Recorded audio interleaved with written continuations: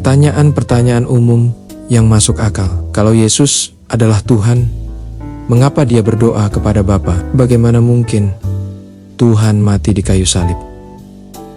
Di mana ditemukan kata Tritunggal di Alkitab? Yesus disebut anak Allah.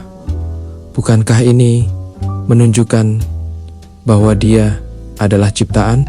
Bagaimana Yesus mengatakan dia anak Allah? Apakah Allah menikah? Mengapa Yesus sendiri tidak pernah berkata, "Aku adalah Tuhan, sembahlah aku"? Kalau Yesus itu Tuhan, mengapa dia makan, tidur, menangis? Semua pertanyaan-pertanyaan ini memang masuk akal. Masih banyak pula pertanyaan atau pernyataan yang terkesan sangat logis di permukaan, tetapi ada satu kekeliruan mendasar.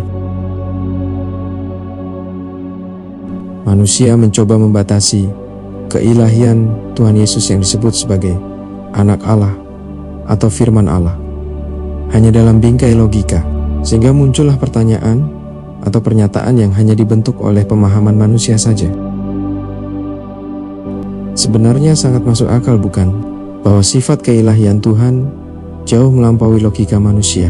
Dan sudah jelas ini adalah kebenaran rohani yang harus diimani, bukan sekedar dimengerti secara rasional. Semenjak Allah menciptakan dunia, sifat-sifat Allah yang tidak kelihatan, yaitu keadaannya dan kuasanya yang abadi, sudah dapat dipahami oleh manusia melalui semua yang telah diciptakan. Jadi, manusia sama sekali tidak punya alasan untuk membenarkan diri. Tetapi sekalipun mereka mengenal Allah, mereka tidak memuliakan Dia sebagai Allah atau mengucap syukur kepadanya. Sebaliknya, pikiran mereka menjadi sia-sia dan hati mereka yang bodoh menjadi gelap. Dilema terbesar sepanjang sejarah manusia adalah seringkali manusia mengutamakan pemahamannya terlebih dahulu daripada percaya.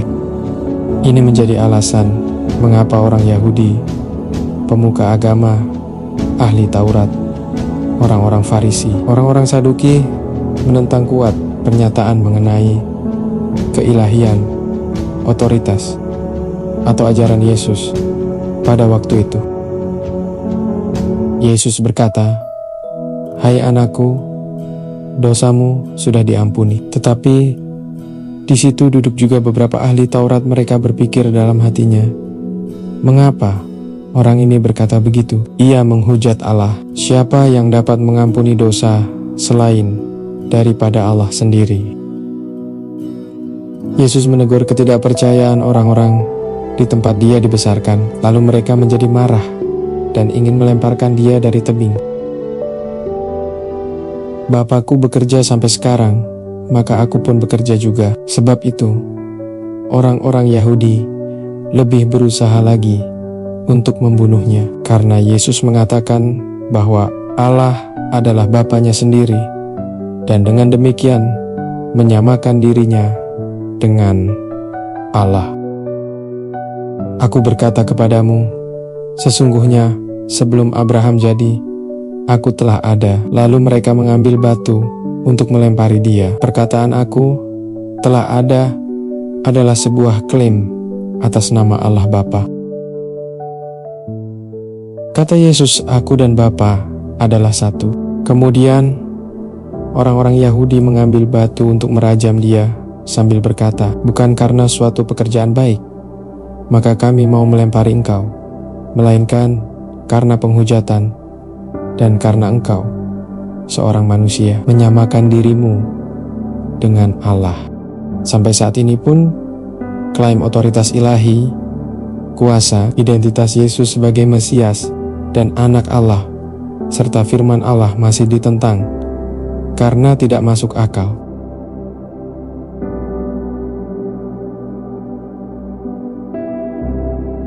Selama manusia memakai logika, merasa dirinya bijak dan pandai, mereka akan membatasi diri mereka sendiri dengan ketidakpercayaan.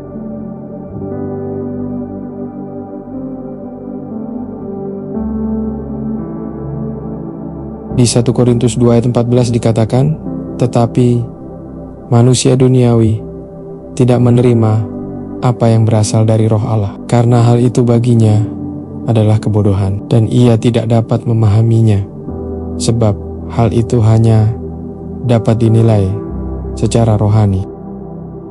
Ini perkataan dari kesaksian seseorang yang sebelumnya mengandalkan logika penuh, tetapi setelah dia percaya, hidupnya dipimpin oleh iman sampai kepada kematiannya. Hidupnya yang biasa menjadi luar biasa.